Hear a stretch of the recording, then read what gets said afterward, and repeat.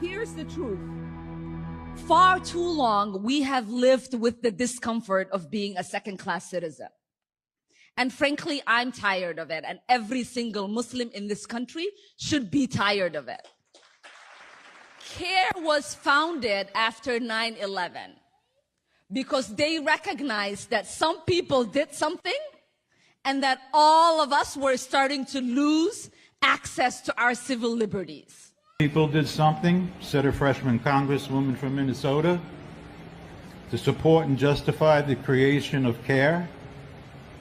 Today I am here to respond to you exactly who did what to whom. Madam, objectively speaking, we know who and what was done. There is no uncertainty about that.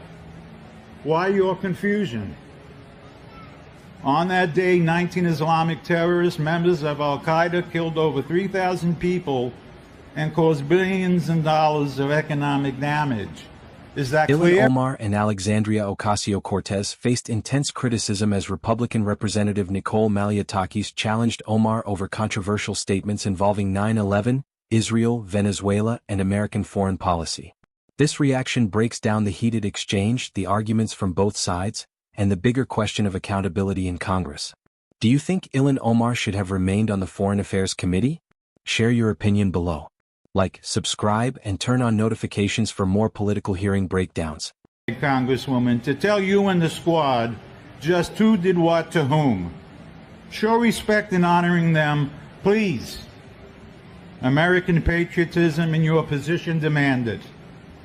For God and country, amen. I think one of the things that we should talk about here is also one of the disgusting legacies after 9/11 has been the targeting and racism against Muslim Americans throughout the United States of America. Is anyone surprised that I am being targeted? Is anyone surprised that I am somehow deemed unworthy to speak about American foreign policy? Or that they see me as a powerful voice that needs to be silenced? From my colleagues, the reasons why the Representative Omar should be removed from this committee, but I feel like all the reasons have not just yet been stated, which is why I rise to add for the record. We've heard about the comments that were made regarding anti-Semitism and anti-Israeli views, but I rise to add to the record that as a member of the Foreign Affairs Committee, I've sat there and heard the representative actually spew anti-American rhetoric as well.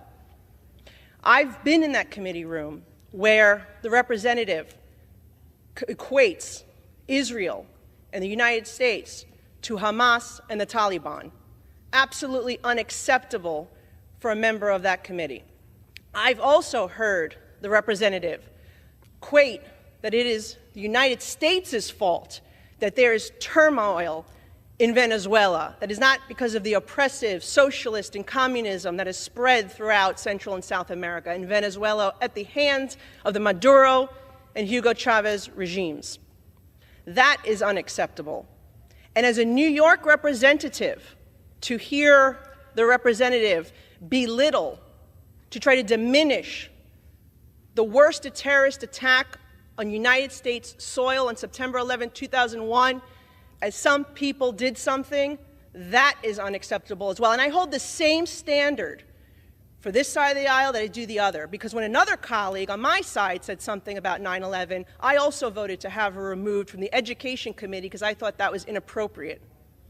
So I'm being consistent here, and I hope my colleagues will do the same to show that this is about consistency and accountability, because we should not have an individual with those views on the committee that is tasked with representing our country and our Congress to foreign nations. The debate opened with Ilhan Omar already crying foul, claiming she was being targeted. The atmosphere tightened like everyone knew drama was about to land, and oh, it landed. Just as Omar tried to paint herself as the innocent victim, the Republicans sat there like, hold that thought, the truth is loading. Right on cue, AOC jumped in like she was auditioning for an Oscar. She threw out every word in the Drama for Beginners handbook: racism, targeting, oppression, flashback to her "my life was threatened" storyline. She even tossed in Jewish space lasers for bonus points, like the crowd needed a sci-fi plot twist. The chamber buzzed with reactions, some shocked, some laughing under their breath. Then came the moment everyone had been waiting for. Nicole Malliotakis rose, calm and steady, like someone about to drop truth bombs with GPS precision. She reminded the chamber of every line Ilhan Omar crossed, comparing the US and Israel to Hamas and the Taliban, blaming America for Venezuela's mess instead of Maduro and Hugo Chavez, downplaying 9/11 with the infamous "some people did something" remark. Her tone said, "Enough is enough," and honestly, even the microphones were scared. Half the room froze. The other half nodded like, finally, somebody said it. Republicans leaned into accountability while Democrats scrambled to turn the entire conversation into a TED Talk about oppression. Malliotakis stood firm. She had voted against her own party for similar comments. Meanwhile, AOC and Omar held onto the race card like it was a VIP pass to dodge responsibility. The contrast was so sharp, you could slice through it like freshly baked puff puff. Before moving on, tap that subscribe button. The hearing wasn't just about Ilhan Omar's seat. It was about whether America would be represented abroad by someone who constantly criticizes it or by someone who stands up for it. Malliotakis made it clear, if you can't speak for America with pride, you shouldn't be the face of America overseas. Simple, direct, no sugarcoating. As the hearing wrapped up, one thing stood out. Nicole Malliotakis dominated the room with facts and backbone, while Omar and AOC played emotional gymnastics trying to flip the narrative. The chamber witnessed a showdown of patriotism versus blame shifting, and the winner was loud and clear. Drop your thoughts in the comments. Should Ilhan Omar have stayed on the committee? Thanks for watching, and make sure you're subscribed so you don't miss the next political firestorm.